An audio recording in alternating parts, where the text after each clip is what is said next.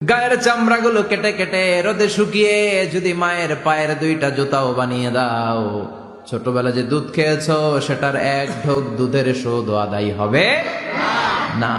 আমার আর আপনার মা যখন আমাদেরকে নর্মাল প্রসেসে ডেলিভারি করেছেন তখন 57 ইউনিটেরও বেশি ব্যথা তারা সহ্য করেছে, যেটা কোনো অ্যাক্সিডেন্টে আপনার দেহের 206টা হাড্ডি আছে তো 20টা হাড্ডি একসাথে কোনো অ্যাক্সিডেন্টে ভেঙে গেলে যত ব্যথা তার চেয়েও বেশি ব্যথা। এজন্য মায়ের মনে কষ্ট দেয়া যাবে, মায়ের মনে কষ্ট দিয়ে জীবনে কেউ সফল হতে পারে নাই। এক একটা মায়ের এক একটা বেবি জন্ম দিতে কষ্ট হয় না? শুধু কষ্ট, কি পরিমাণে কষ্ট এটা মা জানে, বাবা জানে না। এজন্য বিষ্ণু বলেছেন মায়ের মর্যাদা বাবার চেয়ে কয় গুণ বেশি। আবার আল্লাহ বলেছেন হামালাতু উম্মুহু, বাবা তোমার পেটে ধরে নাই, পেটে ধরেছে কে? ওয়াহানান আলা ওয়াহান, ব্যথা কষ্ট জ্বালা পেইন বাবা সহ্য করে নাই, করেছে কে? অফিসালহু ফি আমাইন, 2 বছর তোমারে বাবা দুধ খাওয়ায় নাই, দুধ খাওয়ালো কে? মায়ের এক ধারে দুধের দাম কাটিয়া গায়ের চাম, পাপস বানাইলে ঋণের শোধ হবে না, এমন দরদি ভাবে কেউ হবে না আমার মাগো,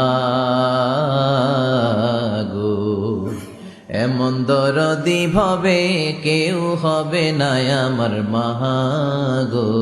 ঠিক কিনা? বিষ্ণু বললেন লাউ কাতাতা জিলদাক, গায়ের চামড়াগুলো কেটে কেটে রোদে শুকিয়ে যদি মায়ের পায়ের দুইটা জুতাও বানিয়ে দাও, ছোটবেলা যে দুধ খেয়েছো সেটার এক ঢোক দুধের শোধ আদায় হবে না। এজন্য মা যে কি কষ্ট করে, এখানে বেশিরভাগই আমরা নর্মাল প্রসেসে পৃথিবীতে এসেছি, তাই না? সিজারিয়ান বেবি খুব কম, থাকলে 1-2টা।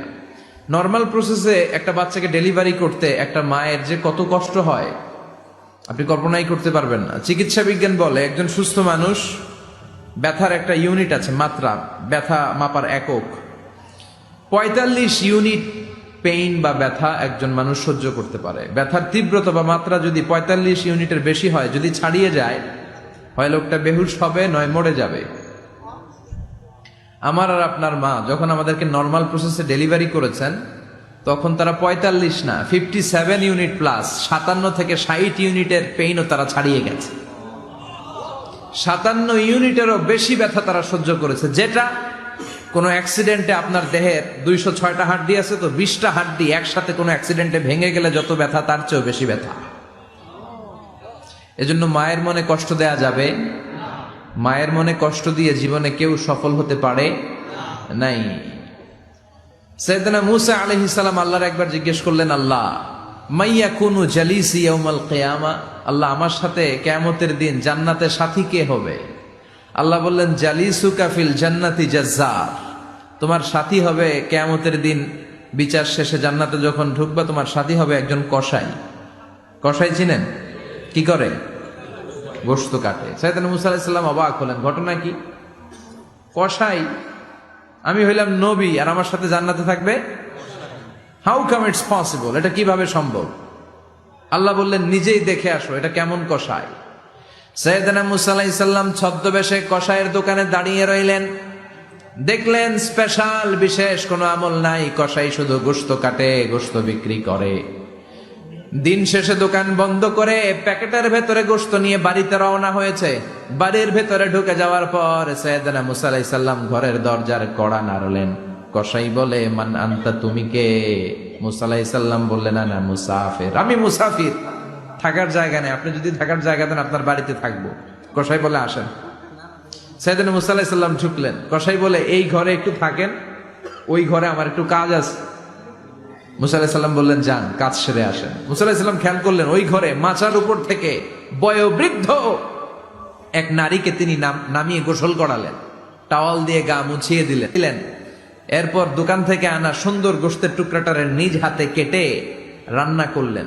তারপর রুটি বানালেন আর গোশত আর রুটি হাতে নিয়ে ওই মহিলার মুখে তুলে দিচ্ছেন। মহিলা খাচ্ছে, খায় আর বিড়বিড় করে কি যেন দোয়া পড়ে। সুবহানাল্লাহ পড়বেন না?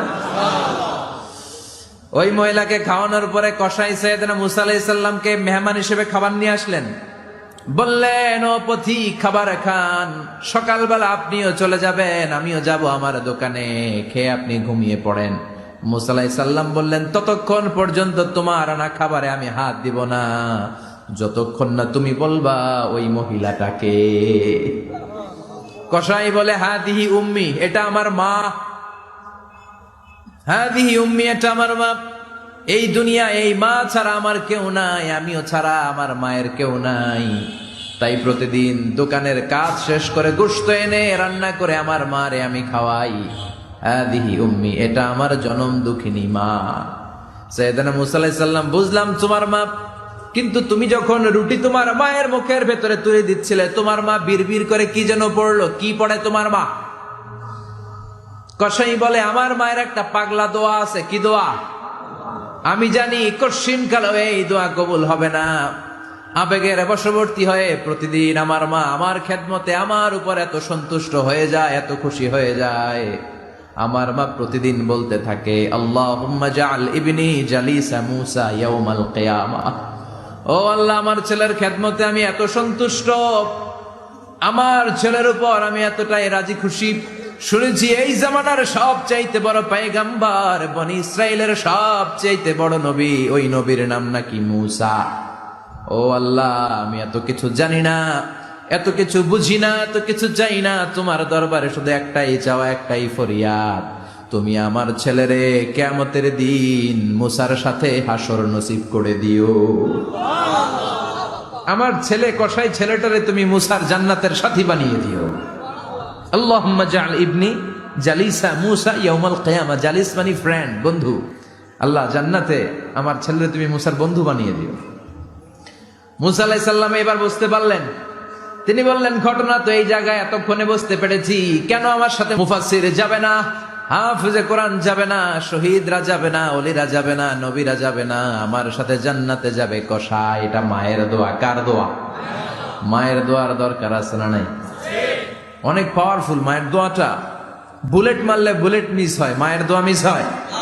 ড্রোন হামলা করলে ড্রোন হামলা মিস হয়ে যেতে পারে, কিন্তু মায়ের দোয়া কশিনকালে মিস হয় না। চিল্লায় বলেন ঠিক কিনা? মায়ের দোয়াটাও কবুল, বদদোয়াও কবুল। ভয়ঙ্কর কিন্তু।